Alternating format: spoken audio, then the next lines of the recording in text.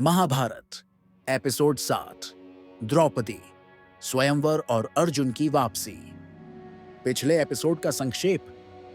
दुर्योधन ने पांडवों को जलाकर मारने की साजिश रची थी, लेकिन विदुर की चेतावनी और युधिष्ठिर की चतुराई से पांडव बच निकले। अब वे वन में ब्राह्मणों के वेश में छिपे जीवन बिता रहे हैं।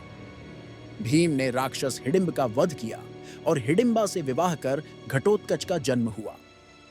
अब पांडवों की कहानी मोड़ लेती है पंचाल की ओर। राजा द्रुपद को यह झांत हुआ था कि गुरु द्रोणाचार्य ने उनसे बदला ले लिया है। उन्होंने प्रतिज्ञा की थी, मैं अपनी पुत्री का विवाह ऐसे वीर से करूंगा जो अर्जुन के समान श्रेष्ठ हो और द्रोण का अपमान वापस कर सके। उन्होंने एक दिव्य यज्ञ किया जिससे 2 संतानें प्राप्त हुईं।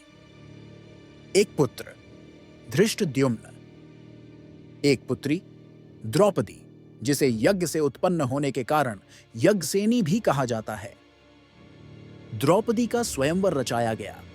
पूरे आर्यावर्त के वीरों को आमंत्रित किया गया। स्वयंवर में एक भयंकर विशाल धनुष रखा गया था।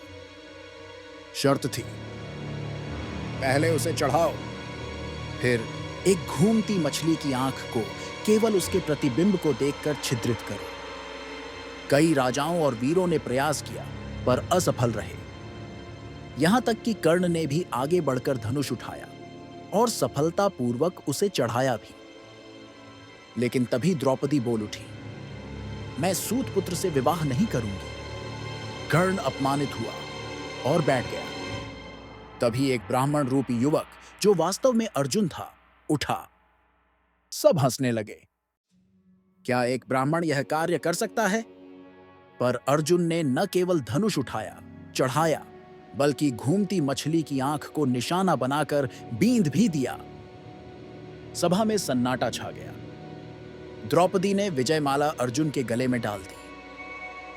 पांडव द्रौपदी को लेकर अपनी झोपड़ी में आए।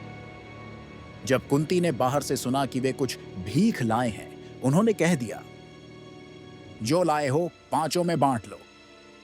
बाद में जब उन्हें झांत हुआ कि वह कोई सामान नहीं, एक कन्या है, तो वे विचलित हुईं।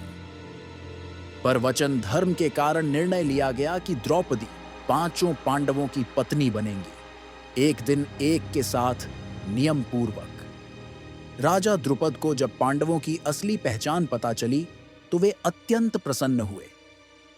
उन्होंने धृष्टद्युम्न को पुष्टि के लिए भेजा और अब यह प्रमाणित हो गया कि अर्जुन मरा नहीं है, पांडव जीवित हैं। पांडवों की पहचान उजागर हो गई। अब हस्तिनापुर में हलचल मचने लगी। अगला एपिसोड, हस्तिनापुर में तूफान, पांडवों की वापसी, राज्य का बंटवारा और एक नए नगर की स्थापना, इंद्रप्रस्थ।